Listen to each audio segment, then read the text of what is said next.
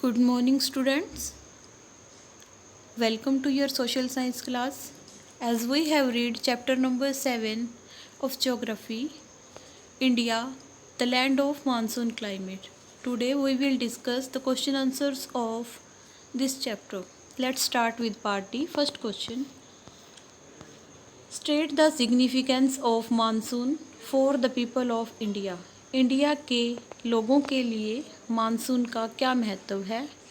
Answer is People of India eagerly wait for the arrival of monsoon rains to get relief from the oppressive heat of the Indian weather. India के लोग बहुत उत्सुकता से monsoon के पहुंचने का इंतज़ार करते हैं ताकि वो इंडियन वेदर की जो भयानक गर्मी होती है उससे छुटकारा पा सकें, उससे उन्हें आराम मिल सके.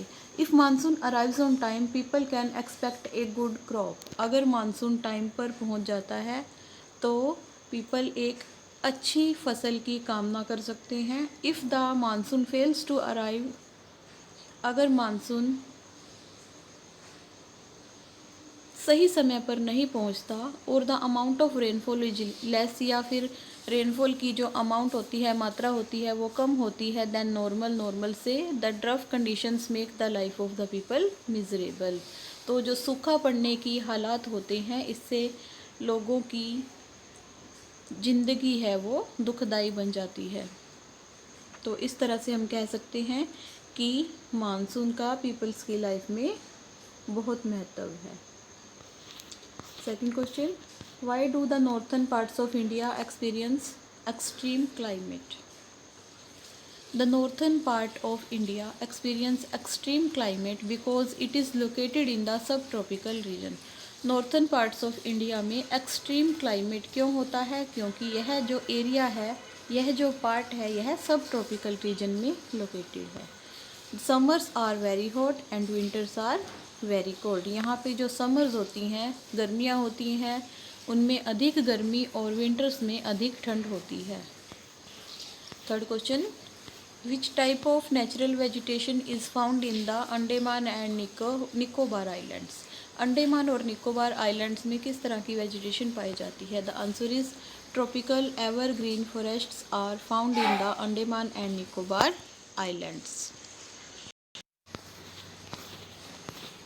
Where are one horn rhinoceros found in India. India में वन हॉर्न राइनासोर्स कहाँ पाए जाते हैं? The answer is one horn rhinoceros are found in India in the marshes of Assam and west Bengal. Assam और वेस्ट बंगाल की मार्शेज में पाए जाते हैं.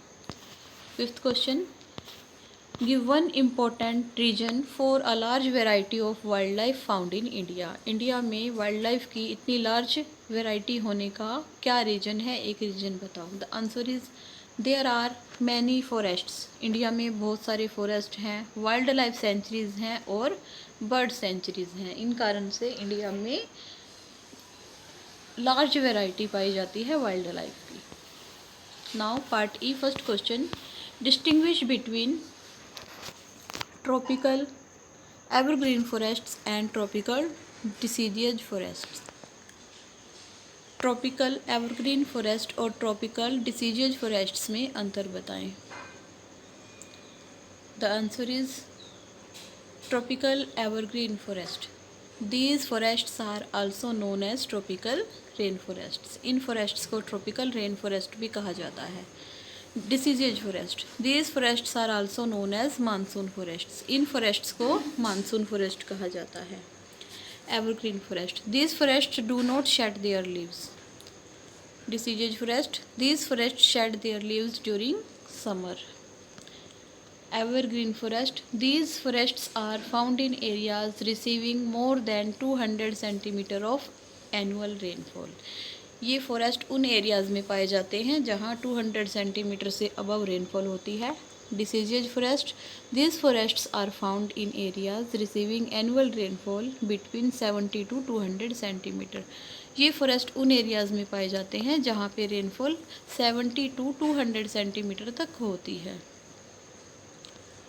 Fourth, example of evergreen forest, ebony, mahogany and rosewood are typical trees of this forest, important trees हैं इन forest के ebony, mahogany and rosewood. और डिसीजेज फॉरेस्ट के इंपॉर्टेंट ट्रीज हैं teak, sal, sandalwood are some important trees of this forests. Second question, why do we need to conserve our natural resources, हमें अपने natural resources को conserve करने की क्या ज़रूरत है? The answer is we need to conserve our natural vegetation to maintain ecological balance. Ecological balance को maintain करने के लिए हमें अपने नेचुरल वेजिटेशन को कंजर्व करने की नीड है। Second one is the forests are the source of various products, forest से हमें बहुत सारे प्रोडक्ट मिलते हैं, जैसे फायरवुड मिलती है, मेडिसिन्स मिलती हैं, हर्ब्स मिलती हैं, फल फ्रूट्स मिलते हैं। Next is forests are also habitat of wild life, forest wild life का नेचुरल होम भी हैं। Forests reduce temperature and increase the amount of rainfall, forest temperature को रिड्यूस करते हैं और रेनफॉल की अमाउंट को बढ़ाते हैं। Forests prevent soil erosion, flood and extension of desert area, forest soil erosion, flood और डेजर्ट एरिया को इंक्रीज होने से बचाते हैं।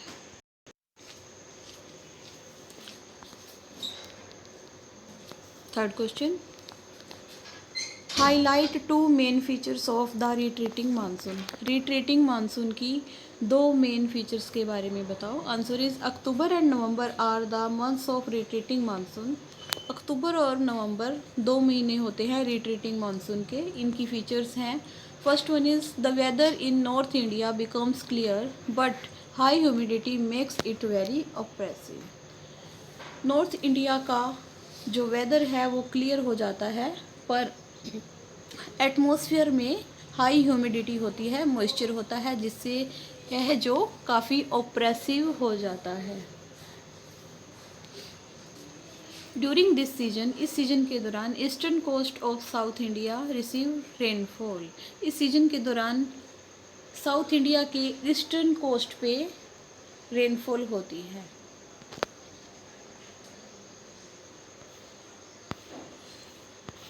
Fourth question, why does the natural vegetation in the Himalayan mountains change with altitude, Himalayan mountain में altitude के साथ साथ नेचुरल वेजिटेशन क्यों चेंज हो जाती है? Altitude means height from the sea level. In the Himalayan mountains the vegetation changes according to the altitude, Himalaya mountains area में vegetation height के साथ साथ चेंज होती जाती है। It is because the temperature and rainfall decrease with the height, ऐसा इस कारण से होता है क्योंकि टेम्परेचर और रेनफॉल हाइट के साथ डिक्रीज हो जाते हैं, कम हो जाते हैं। जैसे जैसे हम ऊंचाई की तरफ जाते जाएंगे तो टेम्परेचर भी कम होता जाएगा और रेनफॉल भी कम होती जाती है, इसी कारण से वहाँ पे जो एवरी हाइट पे अलग अलग टाइप की वेजिटेशन देखने को मिलती है। Fifth question and last question, what efforts have been made in India to preserve our rich wild life, हमारी रिच वाइल्ड लाइफ को प्रिजर्व करने के लिए इंडिया में क्या एफर्ट्स किए जा रहे हैं? आंसर है, a number of wild life sanctuaries and national parks have been set up all over India in order to preserve our rich wild life, बहुत सारे wildlife sanctuaries and national park setup किए गए हैं पूरे India में हमारी rich wild life को preserve करने के लिए, सुरक्षित करने के लिए। Many biosphere reserves have been setup under new scheme, preservation की न्यू स्कीम के तहत बहुत सारे बायोस्फीयर रिजर्व्स भी सेटअप किए गए हैं पूरे इंडिया में। Project tiger was launched in 1973 to protect tigers, tigers को प्रोटेक्ट करने के लिए 1973 में प्रोजेक्ट टाइगर एक स्कीम लॉन्च की गई थी, एक अभियान चलाया गया था जिसके तहत टाइगर्स को प्रोटेक्ट किया जाता था। Thank you, have a nice day.